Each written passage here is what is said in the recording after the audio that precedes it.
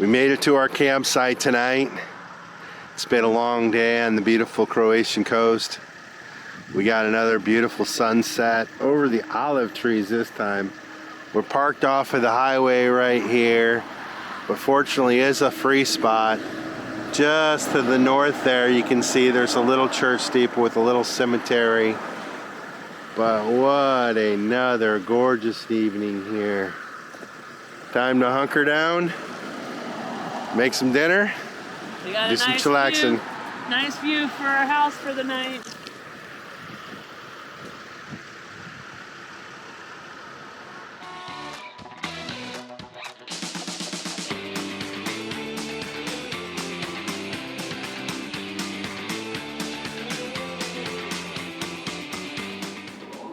Good morning. We had a nice night's sleep there, basically on the side of the road with that beautiful overlook. We are up and at 'em this morning, and right now we are crossing a giant bridge. Now we are headed over to a peninsula, but the peninsula is only attached at the very south end. So to get there from the north end of the peninsula, because it's quite long, you have to take the bridge. Now, there's a couple of unique things about this peninsula. One, this is the way that you can drive from Croatia to Montenegro without going through Bosnia. Bosnia has a little sliver of coastal land, and if we wouldn't have popped over here on the peninsula, we would have had to do a border crossing into Bosnia just for like a 5-mile stretch, and then another border crossing into Montenegro.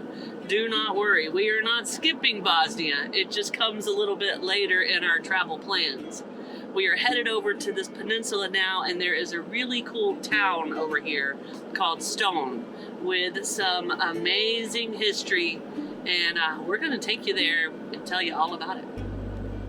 So we made about the 25 to 30 minute drive to the small town of Ston out here on the peninsula. And as soon as we came around the curve and got our first glimpse of what makes this town so special, it is really, really a sight to see. And don't worry, we're about to show you. But I'm gonna tell you the little bit we've already learned from our internet research about this place. So way back in Roman times, this is where they made salt. Now salt was a major commodity and made this area become wealthy, and it needed to be protected. So in the 1300s, they built a wall. The longest fortress wall in all of Europe, and we think the second longest fortress wall ever built in the world, second only to the Great Wall of China. Now when it was originally built, I think it was over 7 kilometers. Today, over 5.5-ish kilometers of this wall still exist, with over 40 little fortress towers throughout the wall. And what's cool about Ston is you can go up and walk on this wall. I think to know that a society way back in that time took enough time and energy and resources to build a wall like this tells you that salt was an extremely important commodity, probably back on the trade route in those days. You ready to go walk on it, Curt? Looks pretty cool. Let's go. You may also see in Curt's camera backpack our walking sticks. And that's because I'm afraid there's a lot of stairs to get up. It looks steep and a lot of stairs. Looks like a place where Curt might get a little farther than me, but I'll get as far as I can. Look at this thing going up the side of that mountain, guys. So impressive. Oh, I'm excited. And we have beautiful weather. I think we're supposed to have a high in the low 60s today, and so far not a cloud in the sky. So to get into the little city center area, you cross over a moat. So I think now we're in the protected old-timey area. And the stairs begin.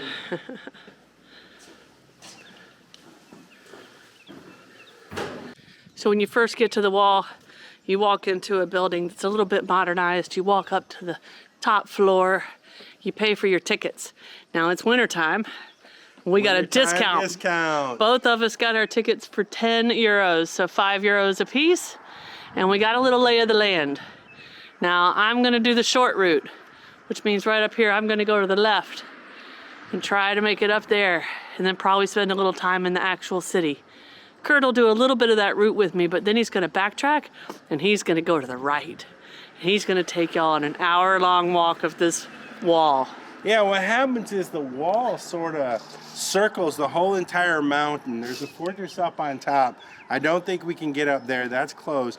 But there's also another town on the other way called Ston that we can get to the wall. So the wall enclosed this whole area. It's a huge wall. And so, are you kidding me? I get the opportunity to walk on this wall. I'm gonna stretch it out and go as far as I can.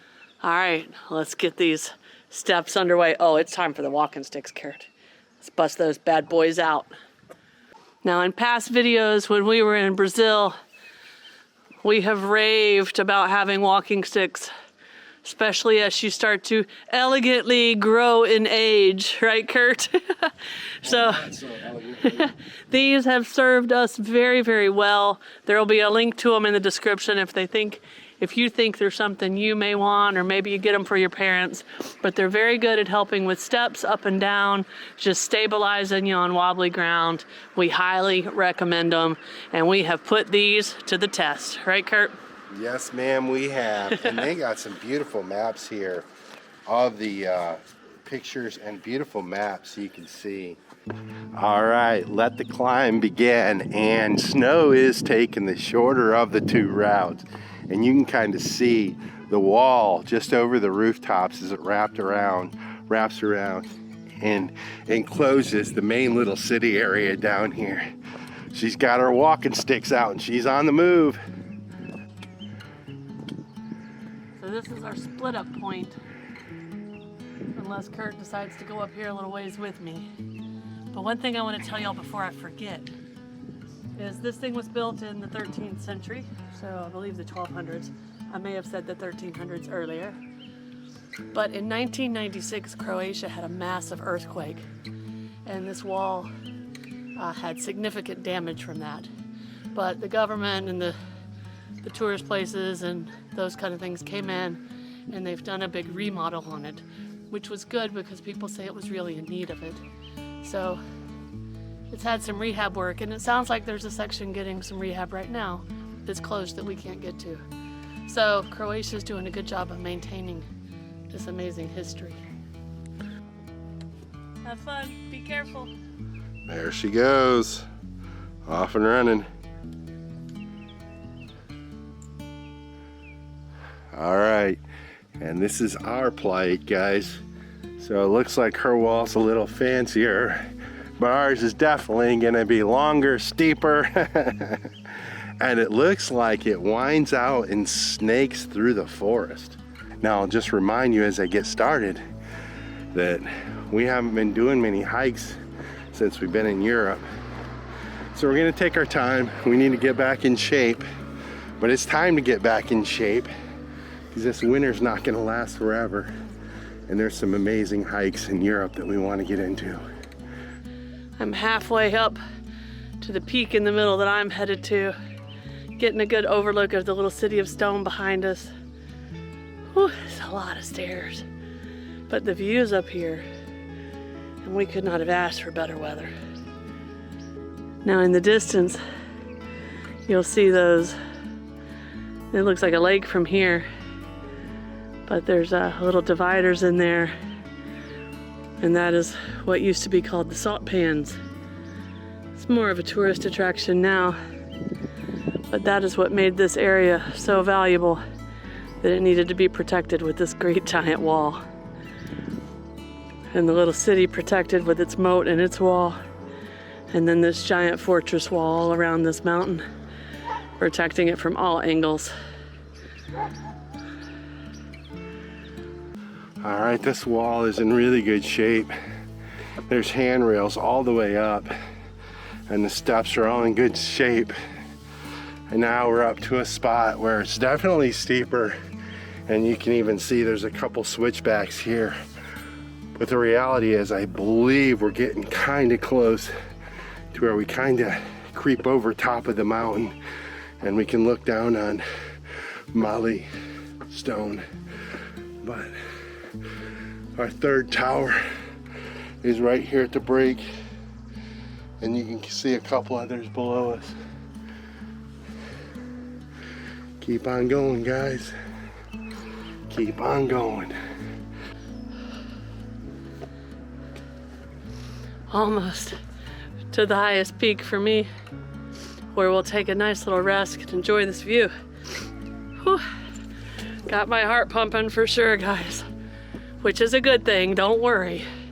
I'm supposed to push it, and I always monitor my heart rate. Don't worry. But this is an amazing morning walk.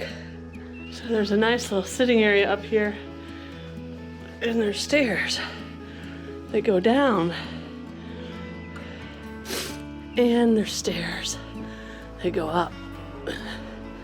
I think we should go up. So over there, we can still see a little section of the wall that Curt was walking to. Wow. And look at this view. I could imagine back centuries and centuries ago. Whew. Lots of strategy discussions happened up here.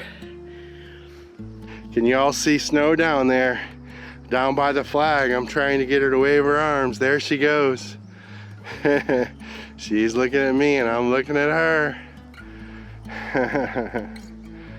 And here we get our first glimpse of the other little town on the other side of the wall, and you can see into this bay right here. All those buoys are just mussel and oyster farms, and we've seen them all kind of as we've driven down the coast in various spots, but it's just loaded up with them. And as we pulled in, the billboards for the restaurants, of course, specialized in mussels and oysters and other seafoods from the sea. But as we come up here, we're really kind of getting into sort of a main structure at the top of the wall, it looks like, and the big flags are flying, and you can see another structure.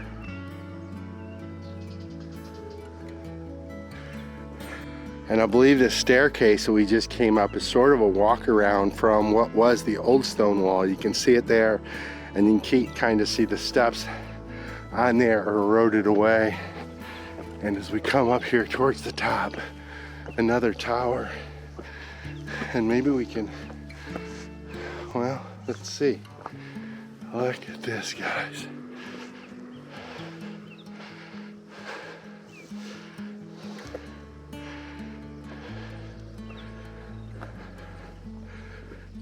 Beautiful.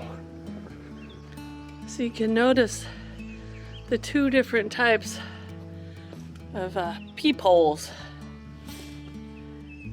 carved in this lookout tower.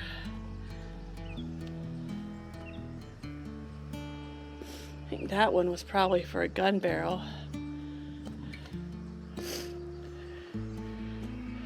And this one may be more as a lookout. It's a little bit protected. Or who knows, maybe archers, the way it's tall like that, they could shoot through there. And they alternate so they can see out and protect from behind. From up here you can see the hustle and bustle of this little town. And there's little cars on the outskirts where they've built roads, modern day roads. Over here there's a playground and a park. Off in the distance there's a soccer field, and I can hear the kids playing, so somewhere beyond the soccer field there's a school. And then there's a little marina where the van is parked over there, and you can see boats coming and going. A bustling little community, but if you back up to the 1100s, 1200s, and 1300s, everything would be different. Everybody would be living within these walls. It would not have gone to the outskirts of the walls. And of course there'd be no cars. I do believe boats would probably still be coming and going because that's where the salt flats and factories and stuff probably were. But you'd have wheelbarrows and people carrying stuff on their backs and hand carts. All right, we made it to the intersection of the walls that encompass the mountaintop. And so if you can see here, up to the left, up over the mountain, the other side, back to where snow, all the way down back to where snow went. This wall goes all the way around there. Now, I think Snow already told you, a lot of this was destroyed in earthquakes. And so that part is no longer passable. But there is kind of a tower structure up here, and we can see down into this other city right here, a mile of Ston. Look at the beautiful water here, wow. And you can see that wall that goes all the way up to the left over to the top of the mountain. And I really don't understand why like a wall on top of the mountain would be of such importance to this territory since the cities are down below. But it's been told to me that if you control the high ground, then you control the region or the area. And maybe that makes sense to some of you war historians or war buffs. Maybe you guys can explain it to us. But in any event, they went to a lot of effort, a lot of materials to construct and build this wall. And it is just a stunning feat. I think it's second only to the Great Wall of China, which coincidentally, we've been there as well. We've walked on the Great Wall of China. And some of you who've been around for a while know that this journey that we're on right now around the world in our van was inspired by a 3-week trip, a vacation to Japan and China. Now, I'm not sure if Curt's mentioned this, but before we started our van life journey, we visited the Great Wall of China and we walked on it. It was snowing, so it was slippery. But one thing is for sure, it was wider. I don't remember exactly how wide. I'll try to find a picture. The width of this wall is definitely just for people to run up and down. People only pass. And I need to look up and see how long the Great Wall is. Now, this is supposed to be the second longest in the world, but I have a feeling, just from what I remember of visiting that wall, that it is significantly bigger than this one. But that is not to take away from this wall at all. I just wanted to make sure y'all understood that. I'll try to put on the screen how long the Great Wall of China was in kilometers. But this is an engineering feat not to be discounted for sure. All right, let's keep heading down. All right, looks like we made it to the end, and on this end, they do have some sort of fortress that's definitely big time under reconstruction, but it doesn't look like we're gonna get to go in that, but we are gonna go down and check out this town. As we get down into this little village, you can see more examples of what I'm talking about in terms of all the stonework. It's just everywhere.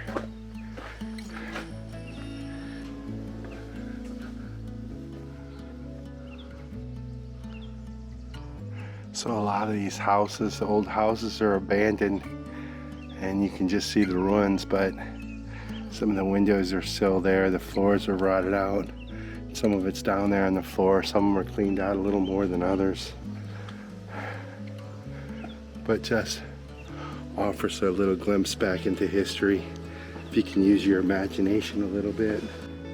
And you can see the wall here that just lines the city. I just came out of that little tunnel, and out here there's a big tower as we walk kind of around the outside towards the sea in search of a restaurant, and down by the bay where they harvest and farm all the oysters and mussels and things. So we've made it back down to the town, just within the walls, and they've turned this area into a nice little park. That was quite a few stairs up and down, guys. Whew. Pretty good workout for me, but I'm sure Curt's getting a good one for him too. But we'll try to take a little stroll through some of this town before we head back to the van. And I think we might be able to go into this big fortress. We'll see when we get up there. If not, we'll get a good look at it from the outside. All right, so we are inside the fortress. Big open room here. That's probably some sort of a drinking a water well. We could take those stairs, it looks like, up into those rooms. But I think we'll try these stairs first to see if we can get to the top of this thing.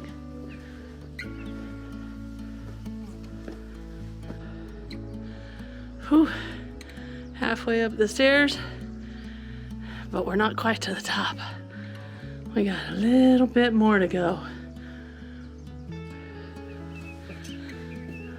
Whew. But we're close.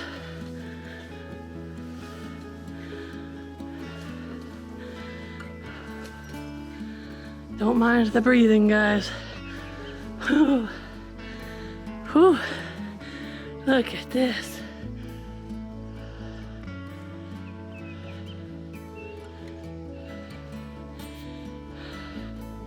All right, I'm not taking the wall back. That was probably about an hour walk, maybe a little bit more. Not sure, wasn't timing myself, but this little road right here is supposed to be a 15-20 minute rock. Obviously, we don't have to climb and go up over the mountain. We're kind of going around in between here amongst the olive fields and the little forest. And of course, there's some bus routes around here. So we're just gonna enjoy this short little walk before we catch back up with snow. I think Curt's almost back. Let's go see if we can spot him. All right, so we have a nice view of the town, and I spotted our Curt. He looks wore out. I'm gonna meet him at a restaurant over there. He's gonna go scope it out. But if I pan up with the camera, you can see the wall up on that mountain from up here, and it's just a really nice view. What an amazing little town. All right, let's head down, get some lunch. Well, we have reunited. We went our separate ways this morning, but we are back together, and we are going to have some lunch before going back to the van. What'd you get, Curt? Well, I saw the menu for this restaurant. You guys know we were looking down over the oysters and the clams and the mussels farms, and so we definitely had to have some of that. So I'm getting a seafood platter with some vegetables. What are you getting, Snow? I got pork chops with some grilled onions, so we'll see how it turns out. So they've brought us out a homemade house specialty fish spread to go on this bread. Now, I'm not a big fish fan, so Curt's gonna give it a try and see what he thinks. I generally like fish bread, so we'll see. Now, I do like a smoked mullet, so we'll have to see. It's like a tuna salad. All right. It's just like a typical tuna salad. Very tasty. I think I like it. Smear it on there real thin. All right, Snow's getting brave. We're gonna put a carrot on there and a little lemon juice.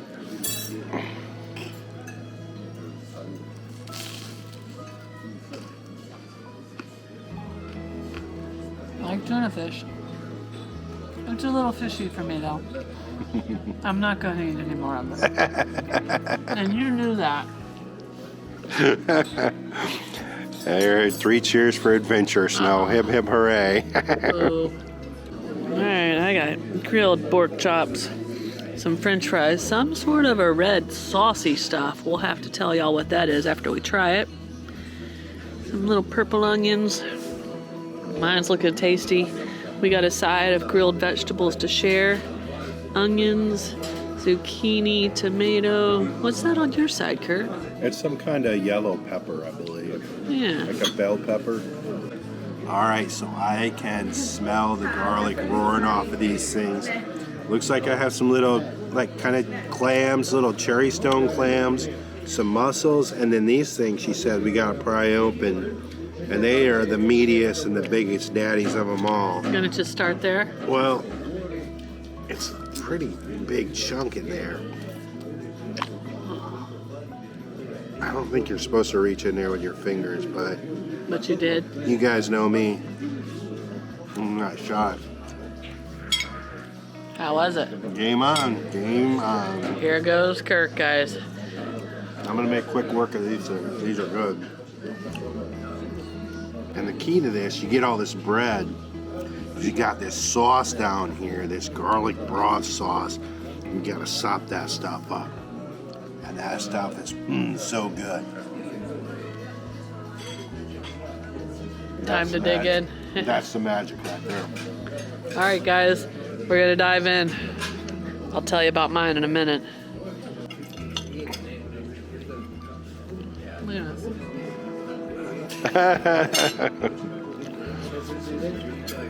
Alright. So, got a grilled pork chop, which we all know what that tastes like. I gotta see what this is, though. This red something or another.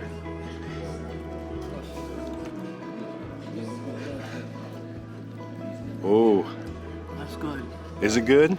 It's It's like a ragu. yeah, but it's cold. It's almost like a tomato paste, but there's peppers and other stuff in there too. That is tasty. Got some zucchinis. This is that funny looking pepper thing. That's exactly what it is. It's just a white bell pepper. Like a bell pepper. Mine's good, but the star of the show is Curt's. We're gonna dive in, eat our meal. We'll see y'all in a minute. I think Curt cleaned his plate, guys. And he's licking his fingers. Job well done. Lunch was delicious. Our day here in the town of Ston was amazing. It was really nice to have 0 people on the wall with us, but yet still have a couple of little restaurants and cafes open and some people mingling around in the city itself.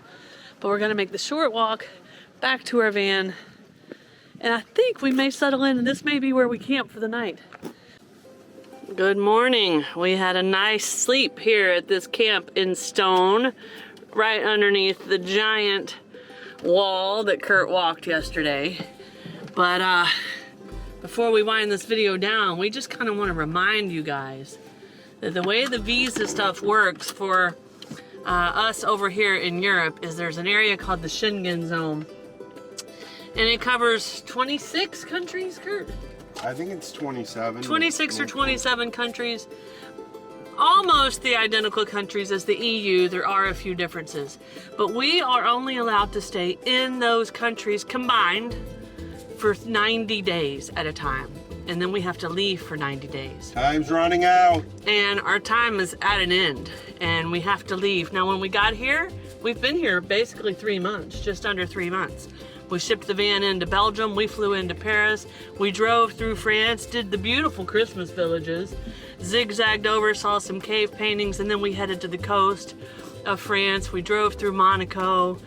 We've done a northern section of Italy. Of course, there's a bunch more to do in Italy and France. Patty, Florence, Venice. And then we wrapped around and we came through Croatia rather quickly. We will be back to Croatia. This coast. This coastline. This coast looks amazing, but we need the weather to be warmer. So, but with that, guys, we have to leave. So it is going to be the first time in a long time that we've had to do an official border crossing. We're on the clock. We're on the clock. So that's where we're headed. So with that, guys, we will see you in a few days for a border crossing video. Cheers. If you like this video, be sure to subscribe to our channel and hit that notification bell so you guys know when we put out new videos. And don't forget, you can always follow us over on Instagram to see what's going on in between videos. Cheers, guys.